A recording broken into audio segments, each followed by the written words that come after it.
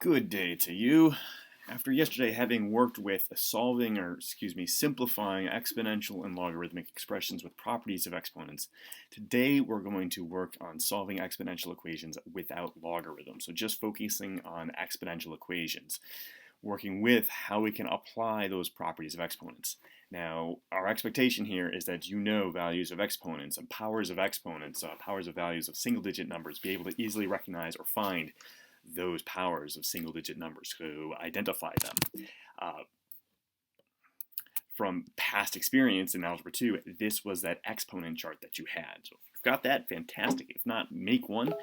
But you should know the idea behind powers of different values. So you should be able to know powers of 2, powers of 3, 4, 5, 6, 7, 8, 9, or at least be able to figure them out along the way. Now here, we're going to be solving equations, and that means to find the value of the variable that makes a statement true. We're going to be taking advantage of the exponent property of equality. That is, that if we have the same base equal to itself, then that implies that the exponents are also equal. So here we have some base raised to an exponent equals some base raised to the exponent. That implies that those two exponents are in fact the same. We'll see this with a couple examples, try it out, and then there's some practice for you to do. So starting, if we take something 5 to the 3n equals 125, our task is to find the value of that exponent. We see the n in our exponent. Well, we need to find that. Now, what we recognize is, okay, we've got 5.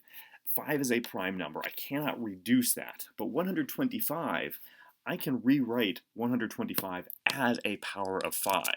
That is actually 5 cubed. So here's where we're going to apply that exponent property of equality that we have. We have 5 to the 3n equals 5 to the 3. Since our base on both sides is 5, and it's just 5 to something equals 5 to something, that implies that those exponents are in fact equal.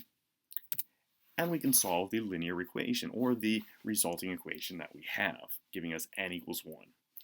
If we substitute back in, that would be 5 to the 3 times 1. 5 to the third is 125. It is a true statement. Let's try another example. Now, it might be required that we need to rewrite both sides of the equation with a common base. 32 to the 2x equals 8 to the x plus 1. Whoa! I can't do 8 to anything to get 32. I can't do 32 to anything to get 8. Oh, yeah, we kind of can. It's just we're going to need rational exponents. What we're going to do here is we're going to rewrite both equations with a common base. So 32 and 8 have something in common. That 32 is a power of 2. 8 is a power of 2. So we're going to take advantage of that. I'm going to replace 32 with 2 to the 5th. I'm going to replace 8 with 2 cubed. 2 to the 5th is 32, 2 cubed is 8. Now, on each side, we have a common base. We're not quite done yet. What we have is an exponent raised to an exponent raised to an exponent. We need to take advantage of a previous property of exponents, the power of a power. 5 to the 2x, 3 to the x plus 1. We can simplify that. Multiplying exponents, we'd have 2 to the 2x equals 2 to the 3x plus 3. And now that we have completely a common base between the two sides, that gives us that the exponents are in fact equal. We can then work solving the resulting equation. It's a 7x equals 3, or x equals 7/3. We could substitute that back into the initial equation and see that it is in fact correct. Let's try one more example, and that'll be some practice for you. Let's go on.